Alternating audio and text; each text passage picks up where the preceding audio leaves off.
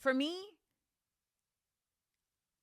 I would say my biggest risk was probably moving to LA from New York after living in New York for 12 years. No, 15 years. Sorry.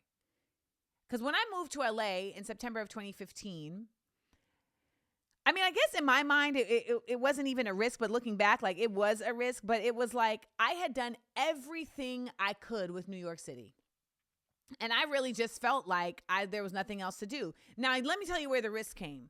The risk came in making the decision, but the thoughtfulness came in how I plotted out that decision. It was always going to be a risk because I'm moving to a place that I don't live. I'm moving to a place where I don't really have a big community, and I'm already in a field that is risky as hell anyways. So it was like, how do I reduce the parts of this risk that I can actually control so that the parts that I really have absolutely no certainty of, they won't have such a hold on me. So let me tell you some of the ways I did that. First, it was like, all right, you need to go out there with a job. So I was doing a show called, I was doing a web series called Funny Style, which, by the way, I still think is a great concept. And it was me and my co-host Desmond, who also, by the way, if you've heard, we used to produce his podcast, Adventures of Black Cinema. So me and Desmond every week would talk about like Black fashion moments. It was a great show. Did BET promote it at all? Absolutely not. We were basically doing it for ourselves and my mom. Nonetheless, it was really a great show, and we did a few episodes, and I was like, you know what? This actually is a pretty cool show, and I really want to move, and I need to keep this kind of going. And so I went to my boss, and I was like, listen, how can we convert the show so that I can do it on the road or do it in LA and be able to keep this income so that when I move to LA, I still have something in the bank. And I was just very fortunate that I was very fortunate to have a boss who was willing to, make that adjustment. But I think a lot of people wouldn't have even asked. I really think a lot of people wouldn't have even bothered to ask because they'd be like, there's no way they're going to do that. So many times the risk that has to be taken is literally in just asking. And that's a lot of times the least part of the risk. But that's the part that a lot of people won't even do. Oh, I don't want to ask because you don't want to look stupid or you don't want to look greedy or you don't want to look blah, blah, blah, blah, blah, whatever. But a lot of times it's like, just ask. The worst thing they can do is say no. Now, there are dumb questions and there are inappropriate questions. But a lot of times when we're in this context we're talking about, the question is a legit question that would simply just have someone be able to say no, and then you can adjust in whatever way you need to. Thankfully, she said yes. So I was like, all right, boom. I'm going to have me a little bit of income when I get to LA. The other way that I wanted to reduce risk was I was like, okay, when I moved to LA, if I could have an agent, that would be great. But I really had no idea of how I was going to have an agent. And so then I just started letting everybody know that I need an agent. Again, I'm just using myself. I'm not trying to say that I am like the pinnacle example of how to be a risk taker. Like, I'm not trying to say that, but I will say that I'm actually like a very risk takery kind of gal. I'm a very risk takery kind of gal.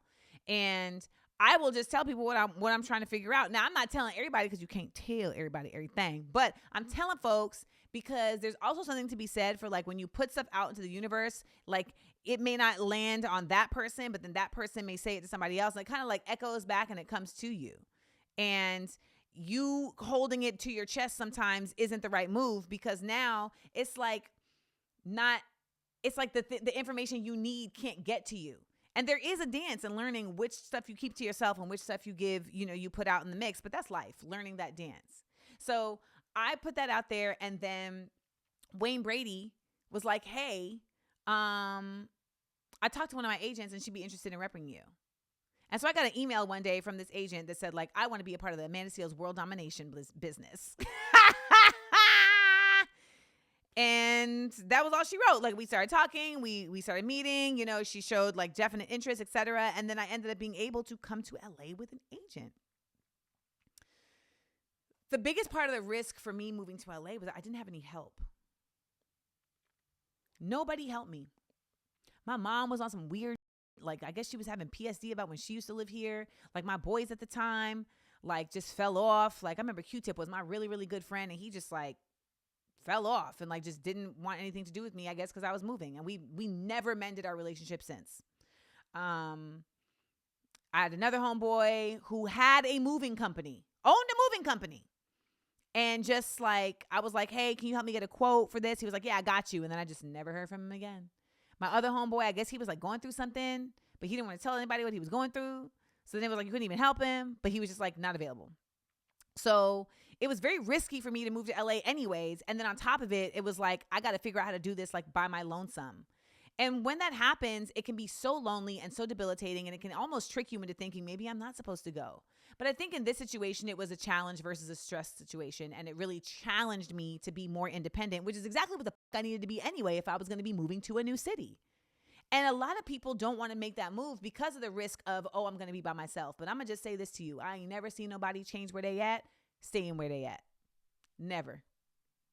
And I'm not saying you got to move 30 miles away or 3,000 miles away like me, but I knew that if I wanted to change my situation, I needed to take a risk. And I ended up taking that risk 3,000 miles away. The other and the last thing I'll give example of in terms of what I was trying to do to be thoughtful about this and not be reckless was I started going to LA every 6 to 8 weeks. So I would use frequent flyer miles. Like I was borrowing bread, but I would find a way to get myself to LA every 6 weeks. And that started in March of 2014. And it allowed me to, over time, get better awareness of the lay of the land, start meeting people, so that it felt like when by the time I moved here, I wasn't just like stepping off a bus from Iowa saying, I'm here, Hollywood, take me as I am. Nonetheless, it was still a risk.